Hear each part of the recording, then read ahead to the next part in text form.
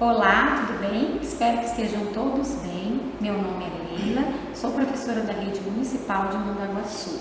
A nossa aula hoje é de Ciências para o terceiro ano, Sons e Audição, Invenções produzindo sons.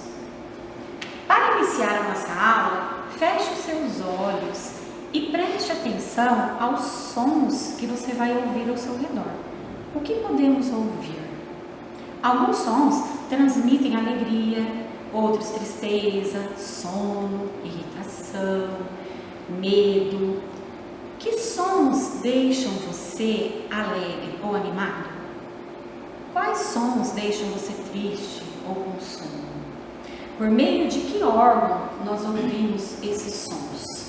Vocês gostam do som mais alto, mais baixo, rápido, lento, forte ou suave?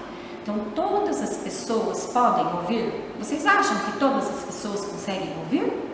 Que invenções existem para ajudar essas pessoas que não podem ouvir? Produzindo sons. Vamos fazer um instrumento musical com água? Vocês vão encontrar no conteúdo didático na plataforma esta página. A professora retirou esta atividade prática do livro didático de vocês do terceiro ano. Então, vocês vão utilizar copo, água e colher. E vocês vão produzir sons e vão observar como cada copo faz o seu som, através da vibração. Algumas pessoas têm deficiência auditiva.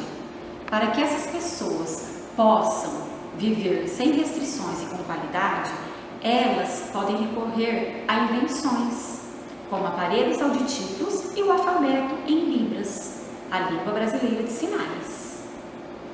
Então, aqui vocês podem ver um exemplo, que nós temos de aparelhos auditivos, Tem o maiorzinho, tem o menor, que hoje é utilizado esse bem pequenininho, que vocês podem observar aqui.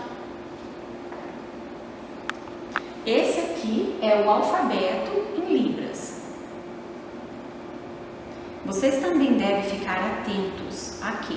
A exposição a um nível intenso de um ruído pode causar dores de cabeça, zumbido na orelha, além de estresse, aumento de irritação e de tensão muscular. Evite ficar exposto a sons muito altos, porque pode prejudicar a audição. Evite usar fones de ouvido por longos períodos e em volume alto, pois pode causar uma perda auditiva. Quem trabalha em condições de ruído intenso, que tem muito barulho muito alto demais, precisa usar um equipamento de proteção para abafar esse som, chamado de protetor auricular.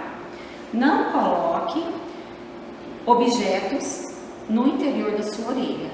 E ao secar a sua orelha, você vai usar somente uma toalha.